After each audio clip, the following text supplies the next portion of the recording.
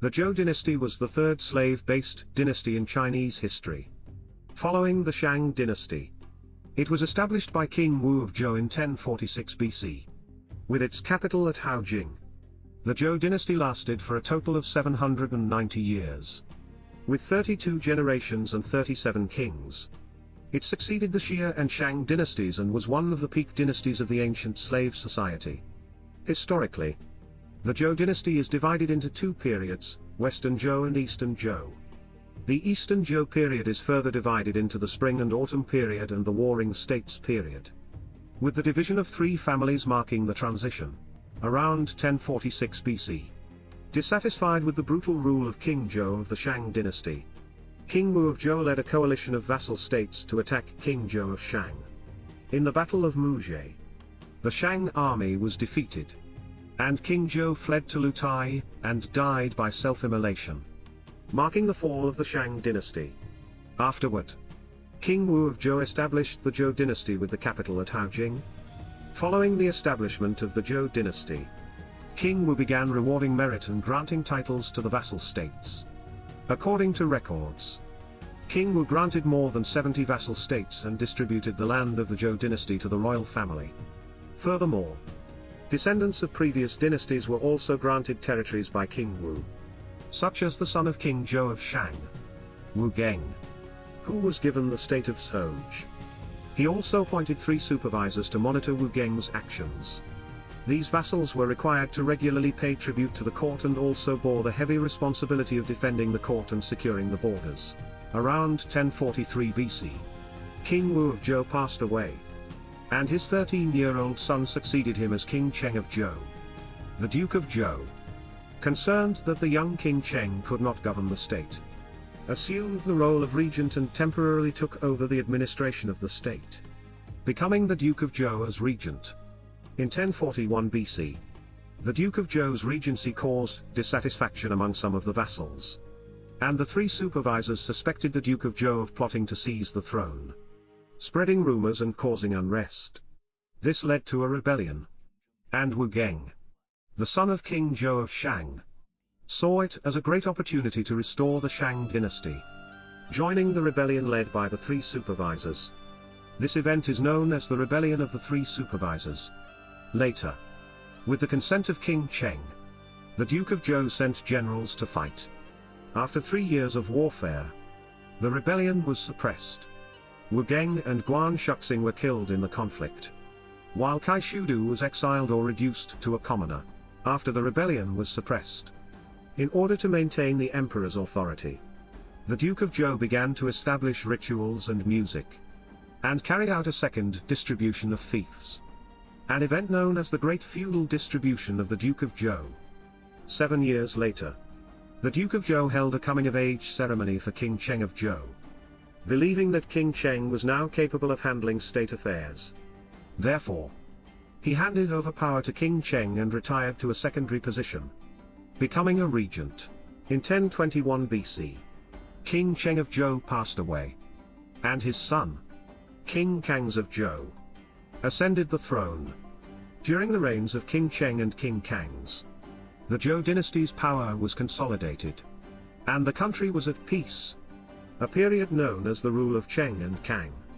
In 996 BC, King Kangs passed away, and after him, King Zhao of Zhou and then King Mu of Zhou succeeded to the throne. During their reigns, the dynasty expanded its territory through eastern conquests and western campaigns, and the monarchy's borders grew. However, this expansion drained significant financial resources, depleting the state treasury, and the power of the Zhou dynasty gradually weakened. After King Gong of Zhou succeeded to the throne, the state power of the Zhou dynasty began to decline. As a result, King Gong of Zhou adopted strategies such as reducing the army, reforming the legal system, promoting peaceful diplomacy, and abolishing the previous feudal land system, replacing it with a system of private land ownership. This system allowed free buying and selling of land, and the state would collect taxes from landowners according to regulations. This was the first time in the Western Zhou dynasty that private land ownership was legalized. In 900 BC, King Yi of Zhou, the seventh king of the Zhou Dynasty, ascended to the throne. At this time, the Zhou Dynasty was in a state of decline, and politics became increasingly corrupt. During the rule of Cheng and Kang, the nomadic tribes at the borders were suppressed. But by the time of King Yi, the Western Rong tribes repeatedly invaded. King Yi was forced to move the capital to Qiangkaiyu, around 841 BC. King Li of Zhou, the 10th king of the Zhou dynasty, almost fully exercised power during his reign. In an effort to improve the financial situation of the Zhou dynasty, he implemented new policies that caused widespread dissatisfaction among the people, leading to a rebellion. At that time, King Li of Zhou appointed Lord Rongyi as his special envoy and followed his advice to monopolize social wealth and resources, to suppress the people's discontent and criticism of the new policies. King Li of Zhou also ordered surveillance of the citizens in the capital, and those who defied the orders were executed on the spot. Under this oppressive policy, the people suffered greatly, and everyone lived in constant fear. During this period, King Li of Zhou also waged several campaigns against neighboring states to acquire wealth. Ultimately, his tyrannical rule completely enraged the citizens of the capital, who formed an army and stormed the palace. King Li of Zhou fled in panic to escape, and the young crown prince Ji miraculously survived under the protection of Zhao Mugong, the ruler of the state of Zhao. Afterward, the ruler of the state of Wei Wugong, suppressed the rebellion in the capital. Once the rebellion was quelled, Zhao Mugong stepped forward to ask Wei Wugong to take over the administration. Wei Wugong, along with the descendants of the Duke of Zhou, Duke Ding of Zhou, jointly assisted in the governance, which came to be known as the Republican administration. After King Li of Zhou fled, Zhongqi never dared to return to the capital and passed away in 828 BC. After the death of King Li of Zhou, Wei Wugong, Zhao Mugong, and Duke Ding of Zhou supported Crown Prince Ji Jing to ascend to the throne, and Ji Jing became King Xuan of Zhou. Afterward, the ruler of the state of Wei Wugong, suppressed the rebellion in the capital. Once the rebellion was quelled, Zhao Mugong stepped forward to ask Wei Wugong to take over the administration. Wei Wugong, along with the descendants of the Duke of Zhou, Duke Ding of Zhou, jointly assisted in the governance, which came to be known as the Republican administration. After King Li of Zhou fled, Zhongqi never dared to return to the capital and passed away in 828 BC. After the death of King Li of Zhou, Wei Wugong, Zhao Mugong, and Duke Ding of Zhou supported Crown Prince Ji Jing to ascend to the throne, and Ji Jing became King Xuan of Zhou at the beginning of King Xuan of Zhou's reign. He moved the capital back to Haojing. King Xuan was diligent in governance and placed great trust in Zhao Mugong, as well as invited other rulers such as the ruler of Wei, Yin Jifu, to assist in political affairs. He abolished the policy of avoiding government implemented during King Li of Zhou's reign and relaxed the restrictions on the people's ability to cross bridges, fish, and hunt. This led to an economic recovery and restored the people's trust in the emperor. At the same time, King Xuan of Zhou suppressed rebellions in the north from the Xianyun, in the west from the Rong tribes, in the east from the Hai, and in the south from the state of Chu, expanding the empire's vast territory and bringing prosperity. A period known as the Restoration of King Xuan. However, during his eastern and western campaigns, King Xuan tasted success and became increasingly warlike. He continued to personally lead his troops in southern campaigns. However, heaven did not always favor him. During his southern conquest, he first suffered defeat at the hands of the Chao Rong and Ben Rong tribes, resulting in a military loss and retreat. Later, King Xuan once again led an expedition, only to face another defeat by the allied forces of the Shen Rong and Quan Rong tribes, suffering a devastating loss. This time, King Xuan narrowly escaped with his life. The years of warfare severely depleted the state power of the Zhou dynasty. In an attempt to recover from the war losses, King Xuan followed in his father's footsteps by implementing new reforms and increasing taxes. This led to widespread dissatisfaction among many of the vassals and the common people. And the emperor's trustworthiness sharply declined.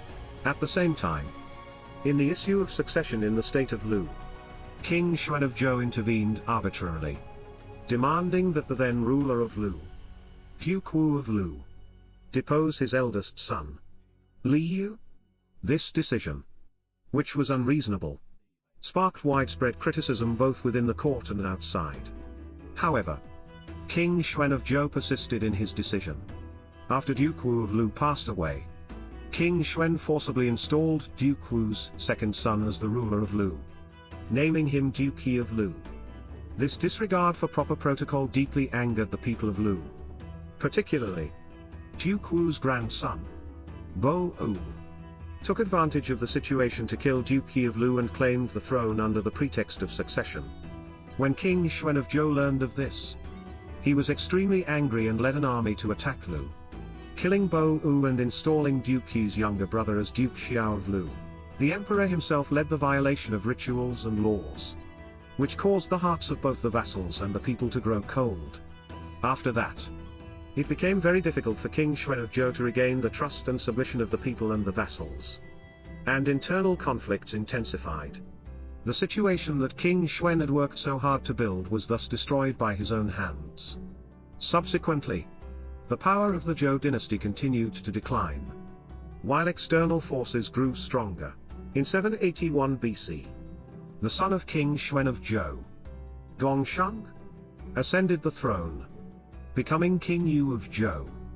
During his reign, social conflicts sharply intensified. He continued his father's policies of governance and became immersed in drunkenness and indulgence in pleasures, neglecting state affairs. His rule became corrupt and greedy, and he relied heavily on treacherous ministers to run the government, further increasing the exploitation of the people, which led to widespread resentment among the populace. During this time, the ruler of the state of Bao, Bao Shan, repeatedly advised King Yu of Zhou, but was imprisoned by him and faced the prospect of severe punishment. It is said that Bao Shan's son presented the most beautiful woman in Bao Si, to King Yu of Zhou, which spared Bao Shan's life.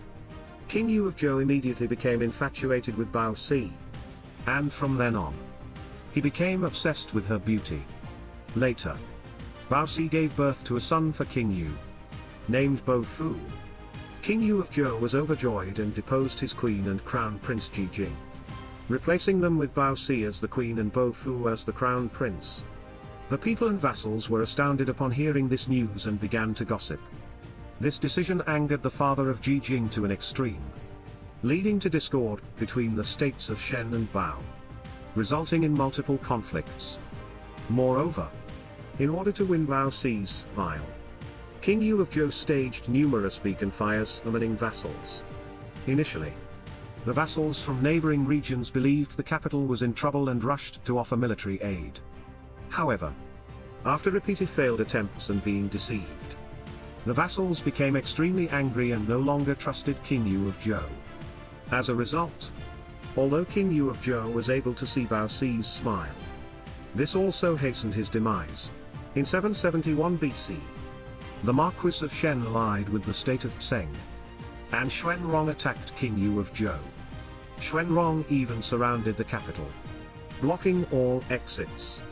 When King Yu of Zhou heard that Xuanrong's army was at the gates, he hurriedly ordered the beacon fires to be lit to call for reinforcements. However, no vassals were willing to believe him anymore. As a result, Xuanrong broke through the city and entered, massacring the capital. King Yu of Zhou and Crown Prince Bo Fu were killed at the foot of Mount Li. His most beloved woman, Bao Si, was captured and later hanged herself. The Western Zhou dynasty, which had lasted for 275 years, was thus destroyed, after King Yu of Zhou was killed. The vassals, such as Zheng and Jin, supported the crown prince to succeed him, becoming the new king, known in history as King Ping of Zhou. However, since King Ping ascended the throne with the help of the vassals, there was the inherent danger of recognizing the enemy as a father. Some ministers and vassals were unwilling to support him. while high-ranking officials like the Duke of Han established their own sons as kings, known in history as King Shi of Zhou. Thus, a situation of dual kingship emerged. In 770 BC, the second year after King Ping of Zhou ascended the throne, under the protection of vassals like Zheng, Qin, and Jin, King Ping moved the capital to Luoyi, an event known as the Dong Migration of King Ping. The eastward migration of King Ping of Zhou marks the first instance in Chinese history of a capital relocation following an invasion by barbarian tribes. It also represents a division in the history of the Zhou dynasty and serves as a turning point in the dynasty's national power. Before King Ping's migration, the Zhou dynasty was known as the Western Zhou. And after the migration, it became the Eastern Zhou. Before the migration, the Zhou emperor was the ruler of all under heaven, and the Zhou dynasty was at its peak. After the migration, the Zhou dynasty's power declined, and the emperor no longer had the ability to protect himself or resist foreign invasions, relying instead on the protection of the vassal states. The vassals gradually declared themselves kings, marking the beginning of the Spring and Autumn and Warring States periods. The direct cause of King Ping's eastward migration was the invasion by the Rong and Di tribes, who ravaged and pillaged the capital, Haojing, leaving it in ruins. Additionally, severe natural disasters occurred near Haojing, which was considered an ominous sign. Luoyi was once a subsidiary capital of Haojing, built by the Duke of Zhou to control the immigrants from the Yin and Shang dynasties. It was a complete capital, and for King Ping of Zhou, Luoyi was undoubtedly the best choice. When King Ping moved the capital, the Zhou dynasty was severely weakened, and the royal family was extremely impoverished. In the early years, the supporters of King Ping were the states of Qin, Jin, and Zheng. And of course, there were many exchanges of interests involved. During the reign of King Xiao of Zhou, the state of Qin was granted land in exchange for raising horses and attacking officials. But it was not yet a vassal state. When King Ping moved the capital, Qin, being closest to Haojing, was very well positioned to take on the responsibility of supporting the Zhou dynasty. Qin's ruler, Duke Shan of Qin, also sought to gain recognition from the Zhou royal family and enhance his own status. Later, Duke Shan of Qin, along with the help of Yin and Mayan, made significant contributions. And when the Quanrong tribes attacked the Zhou dynasty, he fought effectively. As a result, Duke Shan of Qin was elevated to a vassal and granted land west of Qishan, which had been seized by the Western Rong tribes. From then on, the state of Qin began to develop. Meanwhile, the states of Jin and Zheng assisted King Ping in the relocation of the capital in order to share in the power and secure more territories. Jin, in particular, made an agreement with King Ping of Zhou to help him remove King Shi of Zhou and share governance with him. After the successful relocation of the capital, King Ping of Zhou, with the assistance of Duke Wu of Zheng and Duke Wen of Jin, barely managed to stabilize the situation. In 750 BC, Duke Wen of Jin helped King Ping of Zhou remove King Shi of Zhou, ending the dual kingship situation. After the relocation of the capital, the state of Zheng became more actively involved in serving the Zhou royal family. However, Duke Wu of Zheng and Duke Xuang of Zheng, father and son, successively held major power in the Zhou dynasty, while resolving internal conflicts in Zheng. Duke Xuang of Zheng took advantage of his position as a senior minister in the Zhou court to frequently expand the state's territory using royal orders, making Zheng a powerful state at the beginning of the Spring and Autumn period. Known as a small hegemon, as Duke Xuang's power grew, King Ping of Zhou began to feel a sense of crisis. Consequently, King Ping began to appoint dukes to weaken Duke Xuang's influence. However, King Ping still had to rely on Duke Xuang for many matters, leading to a complex relationship between the two. In 719 BC, King Ping of Zhou passed away, and King Huan of Zhou succeeded him. King Huan did not trust Duke Xuang and continued to appoint other dukes to replace Duke Xuang in the court positions. Duke Xuang was dissatisfied and, on 2 occasions, sent people to steal grain from the Zhou royal family. The relationship between the two worsened. In 717 BC, Duke Xuang of Zheng came to court. But because Zheng had taken it upon themselves to lead an army to harvest the royal grain, King Huan of Zhou refused to treat him with proper courtesy. Duke Xuang, dissatisfied with the treatment, in 716 BC, only after obtaining approval from King Zhou, exchanged territories with the state of Lu. The conflicts between the two sides intensified. But at this point, the state of Zheng was the strongest in the Central Plains. The Zhou royal family largely had to rely on Zheng to barely survive. At this time, the system of rites and music established by the Zhou dynasty was still intact, allowing the Zhou royal family to maintain some face and authority before the vassal states. As a result, King Huan of Zhou did not yield. However, Duke Xuang of Zheng had an extremely sharp political sense. He understood that the Zhou royal family had become a mere decoration at this point. So he didn't regard King Huan of Zhou highly. He was simply waiting for an opportunity. As the in-law of King Huan of Zhou, Duke Xuang had the right to participate in the decisions of the Zhou royal family. Therefore, Duke Xuang raised the banner of the emperor and defeated many smaller neighboring states. King Huan of Zhou was powerless to stop him. In 707 BC, King Huan of Zhou finally fell out with Duke Xuang of Zheng. King Huan of Zhou implemented a tough policy against Duke Xuang, weakening his control over the Zhou royal family and removing his position as the royal in-law. Duke Xuang of Zheng no longer visited the Zhou court. Afterward, King Huan of Zhou, with the help of his ministers Kai and other allied forces, formally launched a military campaign against Zheng. Duke Xuang personally led his army to resist. The two armies clashed at Suji. In the Battle of Suji, for both King Huan of Zhou and Duke Xuang of Zheng, this battle was an opportunity, and its political significance was much greater than the war itself. Unfortunately, the Zhou royal army was defeated by Zheng's forces, and King Huan of Zhou was even shot in the shoulder by the Zheng general, Zhou Dan, forcing him to flee in panic. Initially, Zhou Dan wanted to pursue a victory and continue the attack, but was stopped by Duke Xuang of Zheng. For Duke Xuang, a shrewd strategist, if he didn't leave some face for the Zhou royal family, he could easily become the target of all the vassal states. Afterward, Duke Xuang even sent people to express sympathy for King Huan of Zhou and the generals of the allied forces, which had a bit of a feeling of taking advantage and pretending to be kind. However, the Battle of Suji led to King Huan of Zhou losing all his face and authority. The disparity in strength between the Zhou royal family and Zheng was stark, and the Zhou could no longer lead the order of the world.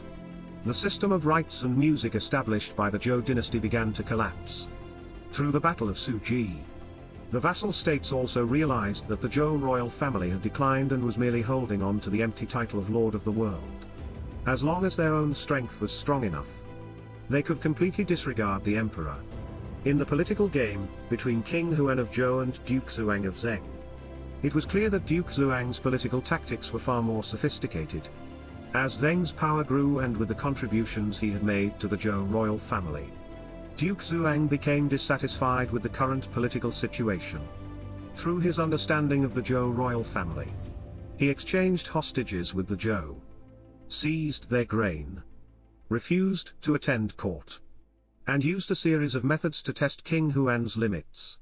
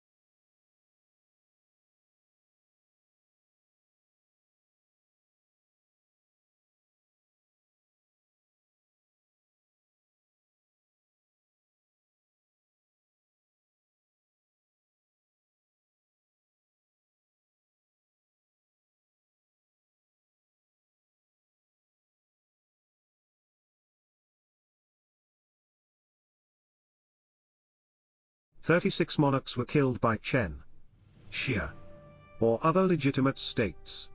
52 vassal states were destroyed. And over 480 battles occurred, with more than 450 diplomatic missions and alliances among the vassal states. From 475 BC to 221 BC, the latter half of the Eastern Zhou period, known as the Warring States period, saw a significant reduction in the number of vassal states within the Zhou dynasty after the prolonged wars of the Spring and Autumn period. After the partition of power among the states of Han, Zhao, and Wei, the seven warring states system was formally established, consisting of the states of Qin, Shu, Qi, Yan, Zhao, Wei, and Han. During the Warring States period, wars were extremely frequent. According to statistics, from 475 BC to 221 BC, over the course of 255 years, there were 230 large and small wars. And whenever war broke out, the warring sides often mobilized tens of thousands to hundreds of thousands of people, making it a period of great chaos and intensity. Since the history of the Spring and Autumn and Warring States periods is quite long, I will provide a separate explanation of the fascinating and brutal history of this era. As for the latter half of the Eastern Zhou period, namely the Spring and Autumn and Warring States periods, the Zhou royal family had little presence, and the emperor was a mere figurehead. The vassals, under the banner of the Zhou emperor, invoked his name to declare their authority and compete for dominance. In 440 BC, King Cao of Zhou divided his land and gathered in the royal city to establish the Western Zhou state. In 367 BC, Prince Zhen of the Duke of Zhou rebelled, with support from the states of Zhao and Han, forcing King Shen of Zhou to grant him land at Gong, establishing the Eastern Zhou state. From this point, the Zhou dynasty was split into the Western and Eastern Zhou states. In 256 BC, the Qin state destroyed the Western Zhou state, and King Nan of Zhou passed away, leading to the fall of the Eastern Zhou. In 249 BC, the Chancellor of Qin, Liu Bovai, led an army to destroy the Eastern Zhou state. From the founding of the Zhou dynasty by King Wu of Zhou in 1046 BC to the reign of King Nan of Zhou in 256 BC, the Zhou dynasty lasted for 790 years. And thus, the Zhou dynasty withdrew from the stage of history.